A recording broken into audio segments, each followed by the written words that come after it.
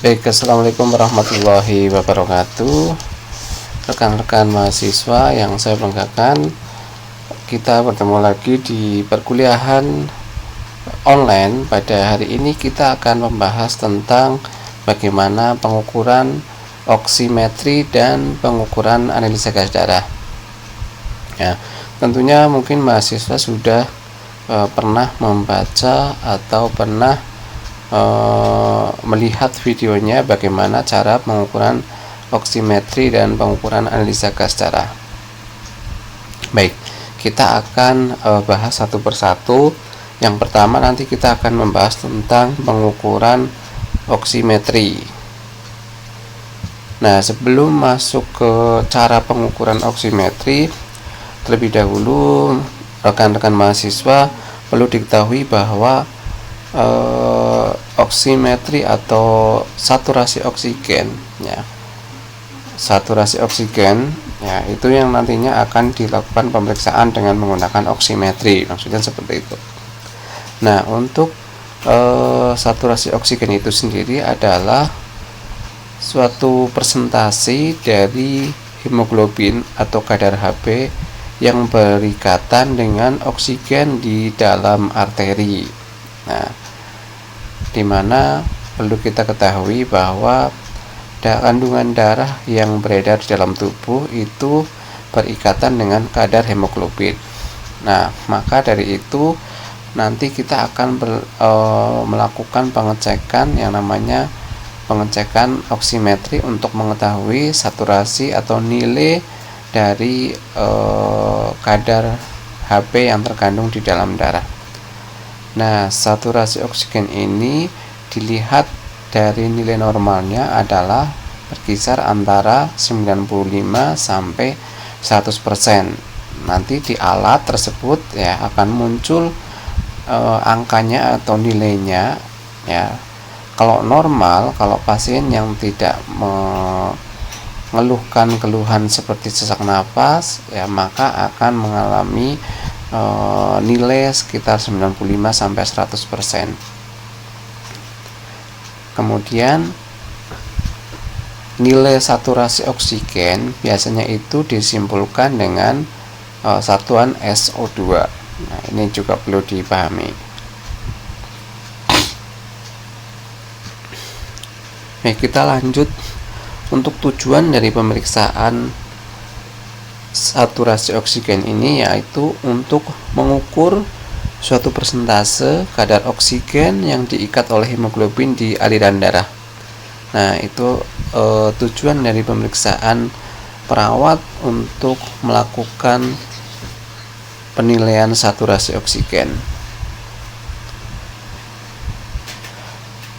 Nah, ada beberapa cara atau metode dalam pengukuran saturasi.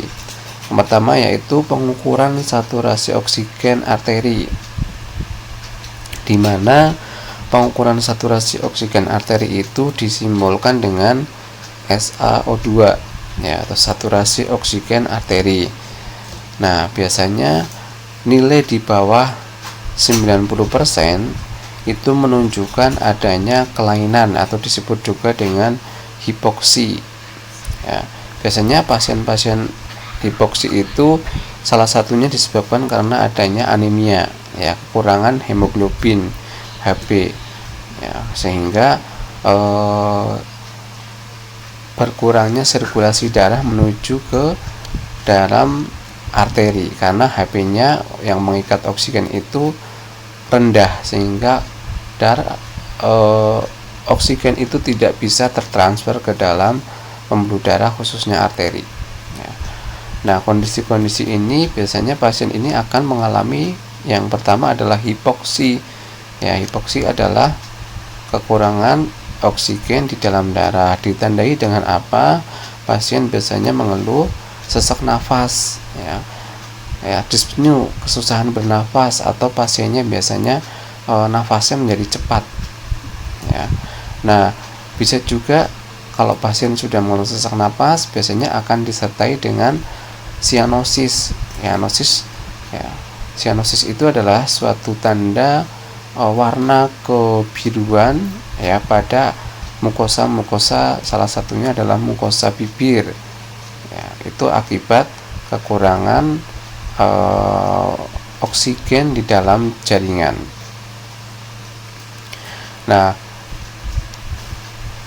oksimetri nadi ini biasanya dilakukan pada kasus-kasus atau kondisi-kondisi di perawatan kritis seperti di IGD, di ICU, di IBS ya, maupun juga pada saat tes-tes diagnostik atau mungkin pengobatan dan pemantauan pasien yang memang membutuhkan nilai dari saturasi oksigen tersebut.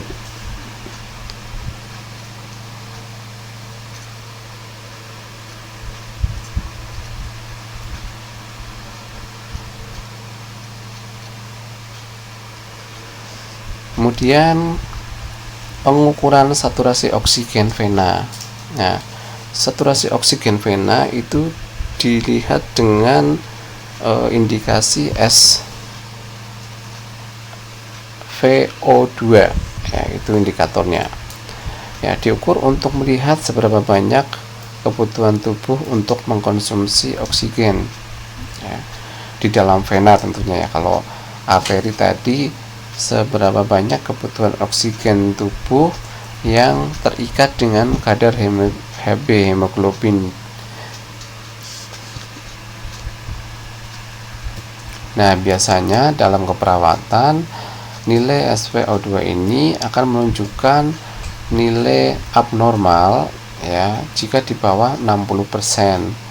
Nah, jika di bawah 60% maka akan menunjukkan bahwa tubuh akan mengalami kekurangan oksigen yang nantinya akan menyebabkan terjadinya iskemik ya, pada semua organ dan jaringan ya, iskemik atau kurangnya suplai oksigen di dalam tubuh atau di dalam jaringan yang nantinya akan menyebabkan kegagalan organ. Ini yang berakibat adanya kekurangan oksigen di area vena atau di tubuh. Kemudian ada juga pengukuran tisu oksigen saturasi ya, pengukuran tisu oksigen saturasi ini disimbolkan dengan nilai STO2 ya. Pengukuran ini dapat diukur dengan menggunakan spektroskopi inframerah ya. Nah, di mana pengukuran tisu oksigen saturasi ini akan memberikan suatu gambaran tentang oksigenasi jaringan di dalam berbagai kondisi ya.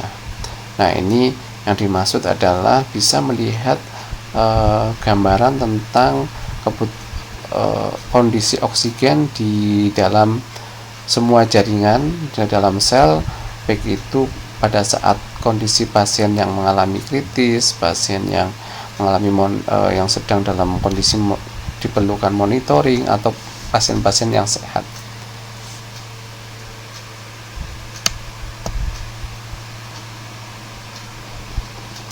Yang berikutnya adalah pengukuran saturasi atau oksigen perifer. Ya, pengukuran saturasi oksigen perifer ini disimbolkan dengan nilai SpO2 ya. Nah, nilai SpO2 ini merupakan estimasi dari tingkat kejenuhan oksigen yang biasanya diukur dengan pulse oximeter ya, atau pulse oximeter. Nah, ini yang biasanya kita sering gunakan ya. Pemeriksaannya sangat sederhana. Nanti kita akan coba untuk yang melihat bagaimana cara pengukuran saturasi oksigen perifer. Nah, ini adalah alat oksimetri ya. Oksimetri ini alat untuk mengukur saturasi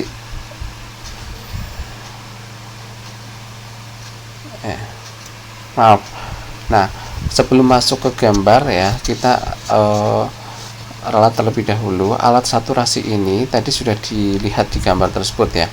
Alat ini yang digunakan adalah jenisnya adalah oksimetri nadi ya. Jadi alat oksimetri nadi ini terdiri dari dua dioda yang mengemisi suatu cahaya, ya, satu cahaya merah dan satunya lagi cahaya inframerah pada suatu sisi, ya. Jadi ada dua sisi, yang satu cahaya merah dan cahaya inframerah. Pada kedua dioda ini akan mentransmisi cahaya merah dan infrared, dan cahaya merah dan infrared ini akan melewati pembuluh darah, ya, pembuluh darah perifer. Soalnya nanti akan dimasukkan ke dalam area perifer di jari tangan maupun di area telinga. Dan biasanya oximetri node ini akan dipasang di ujung jari atau di daun telinga, ya. Ini pemakaian alat saturasinya. Nah, kemudian kita akan melihat alat oximetri. Nah, ini merupakan jenis alat oximetri di mana nanti akan melihat pengukuran oximetri perifer. Yang ini, ya, pengukuran alat oximetri perifer. Alatnya cukup sederhana, ya. Ini tinggal dicepitkan di dalam jari, ya. Ini ada angkanya yang menunjukkan persentase, ya. Jika kondisi pasien yang normal, ya, sekitar 90 atau 95 sampai 100, ini kondisi pasien yang normal, dalam arti pasien ini tidak mengalami gangguan hipoksi atau gangguan pernapasan. Jadi pasiennya nafasnya normal. Yang sebelahnya yang 82 ini adalah heart rate, ya, atau irama nadi pasien. Nah, ini pulse oximetry. Kemudian caranya ini adalah tinggal dicepitkan ke salah satu jari, ya. Jari telunjuk bisa, ibu jari bisa, ya. Jari kanan kiri pun sama, atau bisa juga di area telinga. Nah, ini sangat mudah. Kemudian dipencet tombol power, kemudian ditunggu 1-2 menit, kemudian akan menunjukkan nilai atau hasil dari presentasi kadar oksigen di dalam perifer. Nah, ini cukup mudah, ya. Nanti besok bisa dipraktekkan jika sudah mulai masuk di skill lab.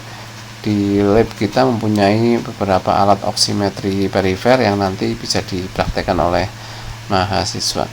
Nah, cukup mudah untuk dipraktekkan, tinggal dipasang, tinggal tekan tombolnya, kemudian tinggal dibaca hasilnya. Nah, pada pasien-pasien dengan gangguan tadi, ya, gangguan anemia yang HB-nya rendah, pasien-pasien dengan hipoksi, gangguan pernapasan, pasti akan terjadi penurunan nilai saturasi di bawah 90%, ya, dengan gangguan pernapasan. Ini yang perlu dipahami. Oke, kita sudah membahas tentang pengukuran oximetri, ya. Kita akan masuk ke pemeriksaan berikutnya. Nah, pemeriksaan berikutnya adalah pengukuran analisa gas darah, ya, atau pengukuran AGD, analisa gas darah. Nah, di pengukuran analisa gas darah ini yang diukur adalah sampel darah pasien, ya. Jadi sampel darah pasien diambil, kemudian dimasukkan ke dalam tabung darah, ya, kemudian diperiksakan ke laborat untuk dinilai komponen-komponen darah. Oke, kita akan masuk pembahasan satu persatu. Nah, untuk apa atau manfaat dari pemeriksaan analisa gas darah? Nah, pemeriksaan analisa gas darah ini adalah suatu tindakan diagnostik, ya, suatu tindakan diagnostik dengan cara pengambilan sampel darah atau pengambilan darah arteri, ya, melalui fungsi untuk memeriksa gas-gas atau pH di dalam darah yang berhubungan dengan fungsi respirasi dan metabolisme, ya, untuk mengetahui kondisi pasien dengan gangguan respirasi atau gangguan metabolisme. Nanti bisa dilihat di nilai kadar analisa gas darah tersebut. Ya, ingat untuk pengambilannya adalah arteri atau pembuluh darah arteri, bukan pembuluh darah vena, ini yang perlu dipahami. Nah, kemudian tujuan dari pemeriksaan analisa gas darah ini yang pertama adalah untuk mengetahui kadar pH di dalam darah. Jadi dari darah, sampel darah tersebut itu banyak komponen, salah satunya adalah komponen pH darah. Kemudian ada komponen tekanan parsial karbon dioksida atau PCO2. Kemudian juga ada bikarbonat ya, atau senyawa kimianya, rumus kimianya adalah HCO3. Kemudian ada batch exercise ya, kemudian ada tekanan oksigen atau parsial O2, kemudian ada kandungan oksigen atau O2 ya, kemudian juga ada saturasi oksigen atau SO2. Ini adalah komponen-komponen darah arteri yang nanti kita akan lihat satu persatu. Oke ya, kemudian lokasi pengambilan sampel darah untuk analisa gas darah itu di mana saja? Tentunya di area arteri. Ada beberapa lokasi untuk pengambilan sampel darah. Yang pertama adalah di arteri radialis ya. Radialis itu di area tangan. Kemudian arteri dorsalis pedis itu adalah di area kaki. Femoralis ya, femur di area kaki, paha. Kemudian arteri brachialis juga di area tangan. Ini adalah tempat-tempat lokasi di mana nanti kita akan mengambil sampel darah di area arteri tersebut.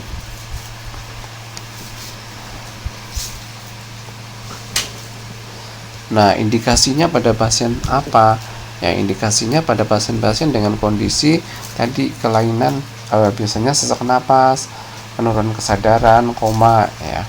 Bisa juga pada kondisi-kondisi dengan penyakit paru-paru, misalnya pasien-pasien PPOK ya, pneumonia, asma.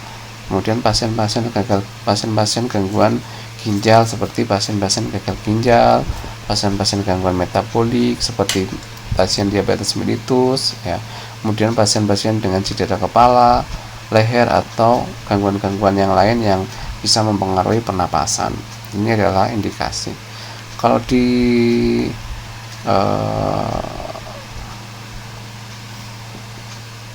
pasien-pasien dengan asuhan keperawatan anestesi ya, biasanya dicek terlebih dahulu untuk mengetahui persiapan preoperasinya ya. Persiapan preop, kita cek AGD-nya, pasiennya masih dalam kondisi yang normal atau tidak, ini juga akan dicek biasanya.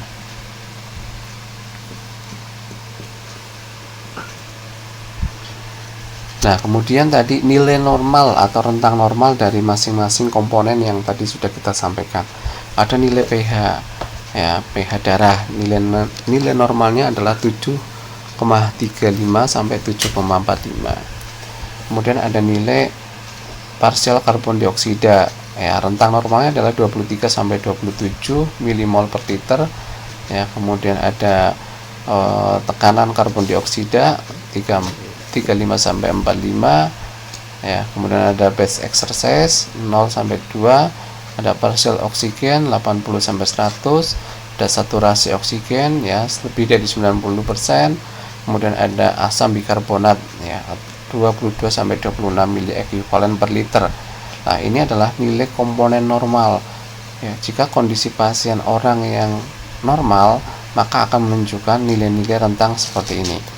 Jika kondisi pasiennya abnormal atau kondisi pasien yang koma, tidak sadarkan diri, gangguan metabolisme, gangguan pernapasan, maka akan terjadi perubahan baik itu di pH, CO2, PO2, saturasi atau CO3. Ini akan menunjukkan beberapa kelainan di sini.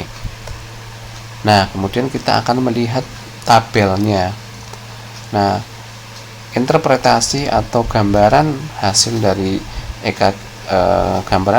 dari AGD itu akan menunjukkan bahwa pasien ini mengalami asidosis atau alkalosis ya. Masih ingat ya, untuk asidosis itu jika kondisi pH kurang dari 3,5 ya, kurang dari 3,5 maka nilainya adalah, atau nilai kurang dari 7,35 adalah pasien ini mengalami asidosis. Sebaliknya jika nilai pH lebih dari 7,45 maka pasien ini mengalami alkalosis. Nah, ditambah dengan nilai PaCO2, HCO3 ya, jadi tidak hanya dilihat dari pH saja tapi dilihat dari nilai PaCO2, kemudian HCO3 dan nilai-nilai yang lain. Nah, nanti akan dilihat apakah pasien ini mengalami asidosis ya, ada asidosis respiratorik, ada asidosis metabolisme ya, biasanya gangguannya sama kondisinya, pasien-pasien mengeluh sesak napas, pernapasannya menjadi lambat, pernapasannya cepat. Ini keluhan-keluhan yang sering terjadi pada kasus-kasus asidosis. Alkalosis pun juga sama, kondisi pasien ini biasanya mengeluh dyspnea ya,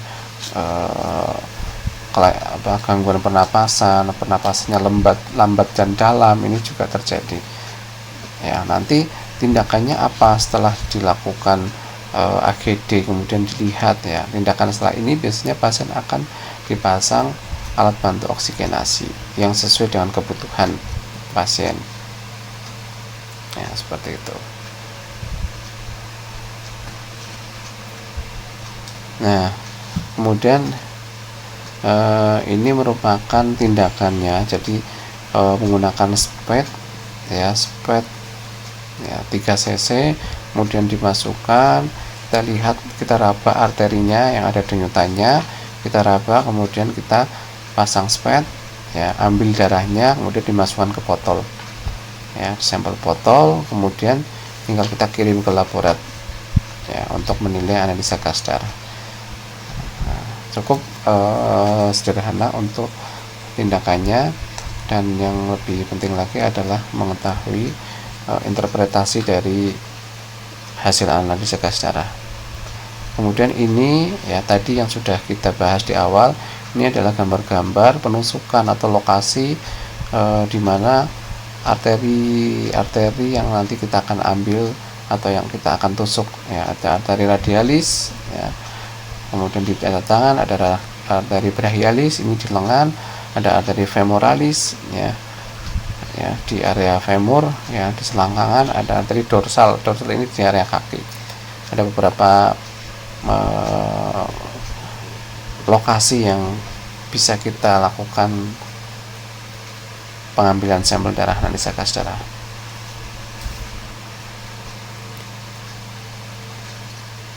Oke, jadi tadi kita sudah membahas tentang pemeriksaan analisa gas darah, baik itu dari definisi, tujuan, kemudian lokasinya, kemudian nilai normalnya ya, sampai dengan interpretasi. Nanti silakan mahasiswa untuk bisa melihat atau mencari video di YouTube terkait dengan bagaimana cara pemeriksaannya ya. Oke, nanti bisa direview lagi untuk materi dari saya. Mudah-mudahan bermanfaat. Terima kasih. Wassalamualaikum warahmatullahi wabarakatuh.